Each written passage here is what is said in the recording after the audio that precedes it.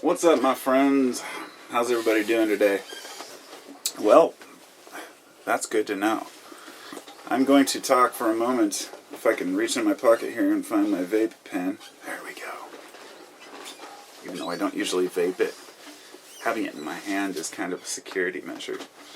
Security blanket, if you will. The idea is that we're all flawed, or let me rephrase that. The idea that we can ever become unflawed or get rid of all of our quirks is a complete delusion. It doesn't mean that we can't become better people. It doesn't mean that we can't grow, experience, and realize our mistakes. But that the more we realize about ourselves, the more we notice the smaller things that we didn't notice so much. Let me put it in this version of perspective. If you have a lot of turmoil in your life, you're constantly being harassed or beaten, or maybe you're just, you just lost everything. Who knows, whatever the situation may be. And then say you crash your car, let's say. It might just be like, whatever, just another thing to add to the list. And it might not even faze you. Whereas a person who has no problems in life, or so they think, where everything's going smooth and fine and they have no chaos, no confusion, as far as dangers or serious life issues. And then they get in a small fender bender and their whole life comes to a halt. It's like, oh my God, this happened. And perspective-wise, it's kind of a bad example maybe, but that we're only going to view the things that are wrong with us if we can pick them out of the chaos. And if our chaos is too great and our minds aren't calm, then, well, I don't know. It's a very difficult thing to talk about. Basically, the point that I'm trying to convey here is that attachment is something that is such a philosophy, such a root of Zen. The idea that we all desire. And even Buddhism, they say that the root of all suffering is desire. But it's much more complicated because in this Western society, this Western culture now, we've kind of regained some of these Buddhist principles, or rediscovered them, in the last century. And it became very trendy. This is where the whole New Age movement became about finding yourself and seeking the truth and, the deeper answers within. And what it meant to people was we need to abandon attachment, because we would hear that and say, okay, so we're attached to items, we're attached to things. Western society, we're obsessed and attached to money, fame, looks, whatever it may be. And the one thing that's often left out of this is that if the pendulum swings too far the other way, a person becomes attached to non-attachment. And it sounds like a silly thing, but it's in those people who say, hey, peace, man, it's all good. I'll say the people who have become super passive, because in their minds, let's say they may have been aggressive in their past. So that contrast of them becoming passive, to them, they say that this is the way to live because I'm living happier. But then a conflict comes up, let's say, and the person has to get angry, or they have to be violent and defend themselves, whatever it may be. And a person who may be so attached to nonviolence that they refuse to even defend themselves. Or their family. I had a guy talk about violence one time. We were having a conversation, and I said, well, violence can be justified. I wouldn't say violence, but I would say, fighting. You can, however you want to define it. I said, well, as an extreme example, what if a man was in the room and he was threatening to kill your wife or your children, and you knew you had the opportunity to kill him first? And whether or not, the guy said he said I wouldn't. He said that would be in God's hands. And I said, well, then I didn't say anything to that, but my thought was, then you're a pretty shitty father and husband.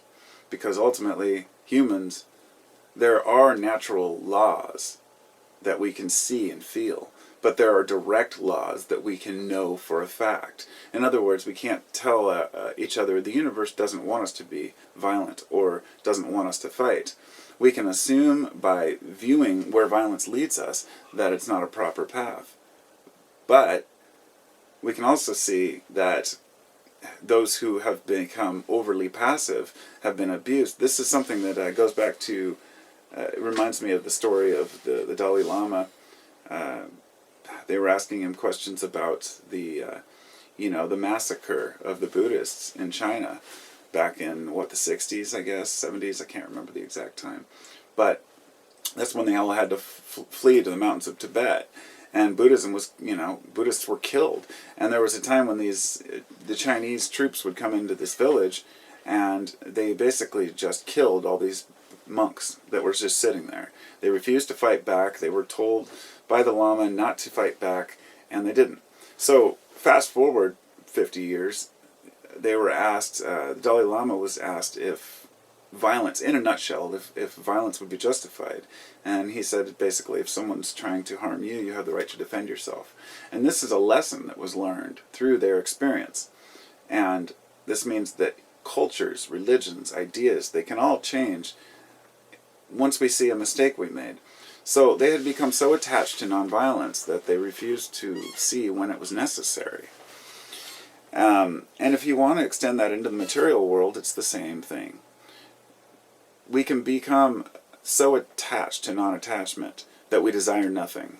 And we feel that that brings us to a certain comfort zone, that we desire nothing. But then we start looking beyond material and think, do we desire love? Are we attached to love? Are we attached to our parental love, or our husband or wife's love? Or are we attached to our children and let them lead our lives, to the point where many parents live vicariously through their kids, and once their kids move on, they're kind of stuck trying to find themselves again. I think that people just want to be happy, and they just want to live a good life. And so the reason why we would say becoming non-attached is because we feel that these objects or items that we have are holding us back. Always does that. Only when I'm making a video it rings. So I think that when we can look back and see that the attachment to, or I should say the obsession over becoming spiritual can become an attachment itself. The people who are so attached to ideas that they will say, you have to be open-minded, you have to be, accept the universe for what it is, and you have to be willing to change your opinions. And then you say, but what if, would you say that perhaps reincarnation wasn't true? And a person would say, oh, no, absolutely not.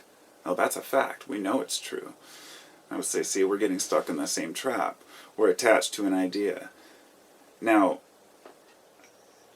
there is a line that's drawn when a person knows, there's certain things that we believe that aren't even worth arguing. So a person who, has a particular belief that knows that that belief will be challenged will often just back out and say, hey, you're welcome to believe what you want and I will what I want. And I do this on a lot of issues myself. For example, there can be debates about religion or what God is. And people can discuss all day long the details of that.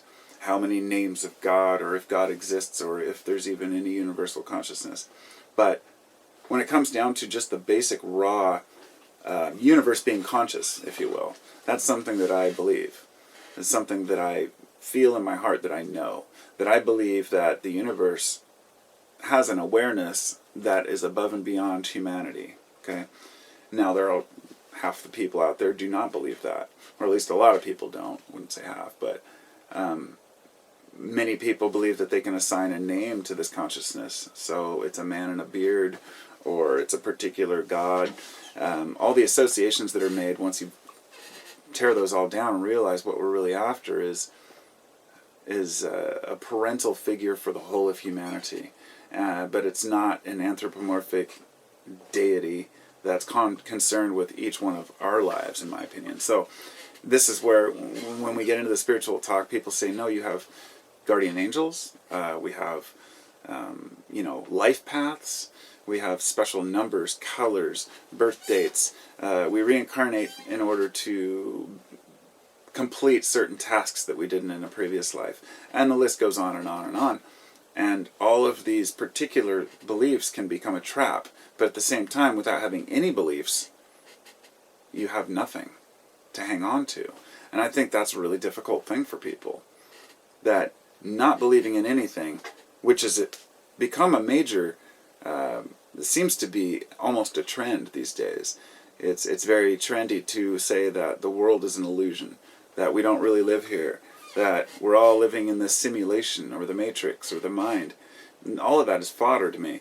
It's nonsense. It doesn't matter. We are all living in a dream world. Waking up is a painful thing in many different ways. You know, when I talk with people about what it means to wake up, because that trendy word comes in, and some people say, well, it has to do with knowing the government's lying to you. And I would say, you know, knowing the details of piddly little nonsense like that, even though it affects the world, knowing the details of particular groups or their actions, that's not waking up. That's just being aware of your surroundings.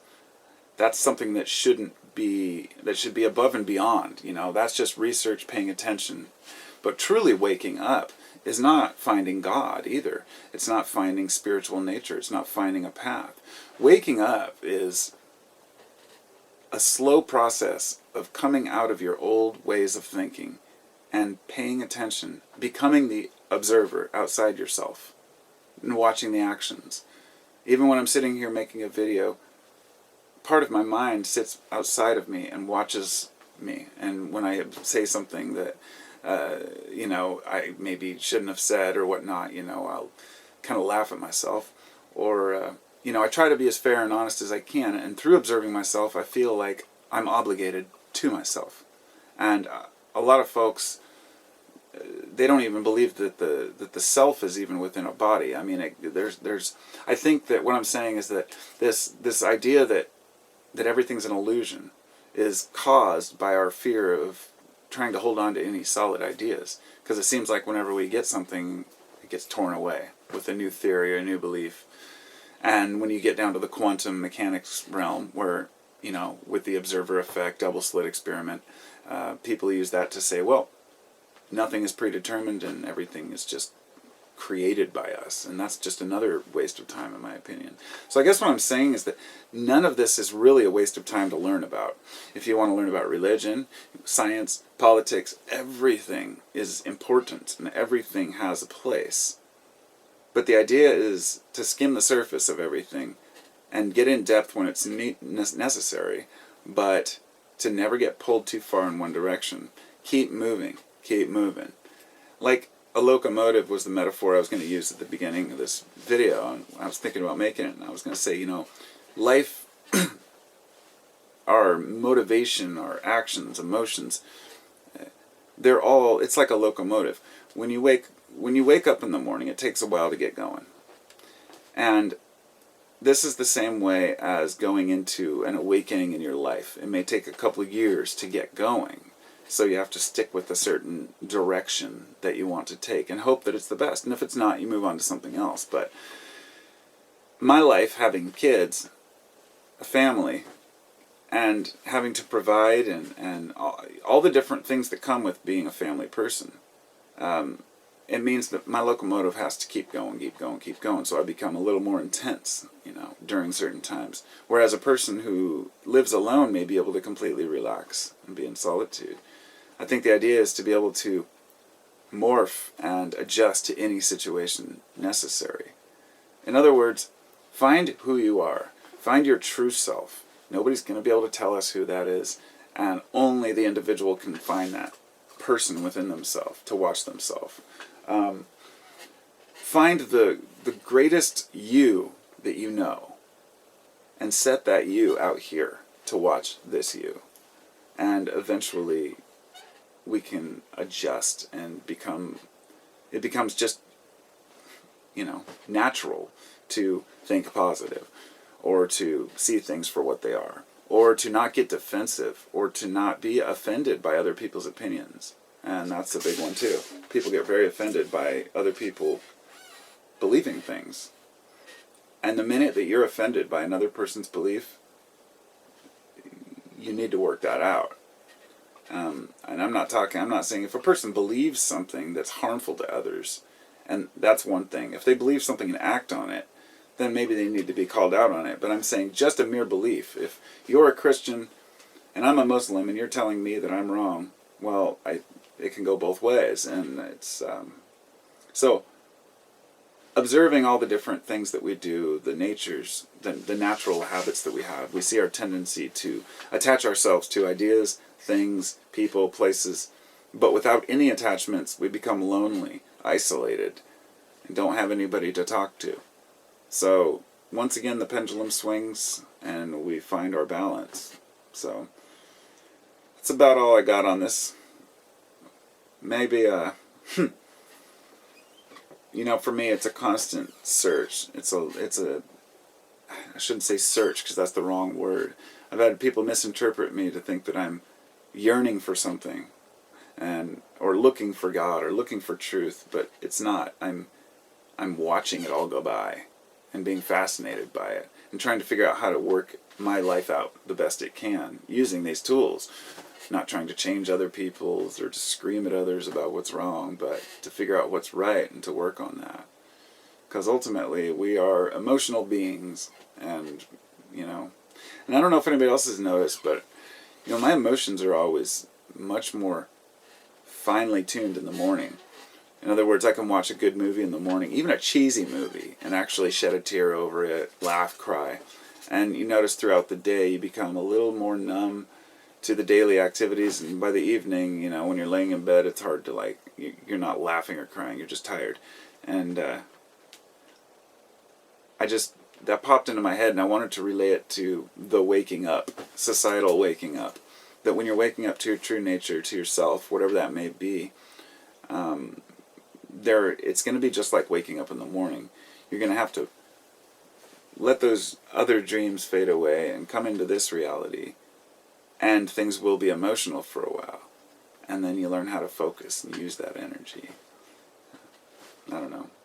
I wish I could think of myself as be able to sit here and say, this is what people should do, but I don't have enough faith in what I believe to know that it'll work for anyone else. Although I'm sitting here saying, think positive, don't be attached. I also realize that each individual has their own view of what that means. So all I can really do is hold a conversation with myself on camera and bounce it off of people. I don't know. Have a wonderful day, everybody. Talk to you later.